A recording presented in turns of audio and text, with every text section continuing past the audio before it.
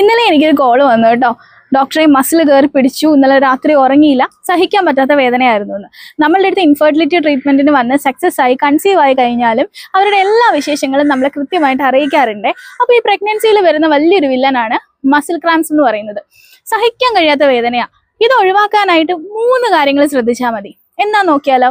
ഒന്നാമത്തേത്, കറക്റ്റായിട്ട് 3 ലിറ്റർ വെള്ളം ഉറപ്പായിട്ട് ഒരു ദിവസം കുടിക്കണം എന്നുള്ളതാണ്. വെള്ളം മസിൽ ക്രാംസ് ഒഴിവാക്കാൻ ഏറ്റവും നല്ലൊരു കാര്യമാണ്. രണ്ടാമത്തേത്, മസിലാണ്, തീർച്ചയായിട്ടും അതിന് മൂവ്മെന്റ്സ് നിങ്ങൾ കൊടുക്കണം. നമ്മൾ ഒരു ഡോക്ടർ കംപ്ലീറ്റ് ആയിട്ട് ബെഡ് റെസ്റ്റ് പറയാത്ത കേസ് ആണെന്നുണ്ടെങ്കിൽ ഉറപ്പായിട്ടും മൂവ്മെന്റ്സ് കൊടുക്കണം. പണ്ടുള്ള അമ്മമാരൊക്കെ പറഞ്ഞിട്ടില്ലേ, പ്രഗ്നൻസി ആയി കഴിഞ്ഞ് കഴിഞ്ഞാൽ ശരീരത്തിന് അനക്കമൊക്കെ വേണം എന്നുള്ളത്.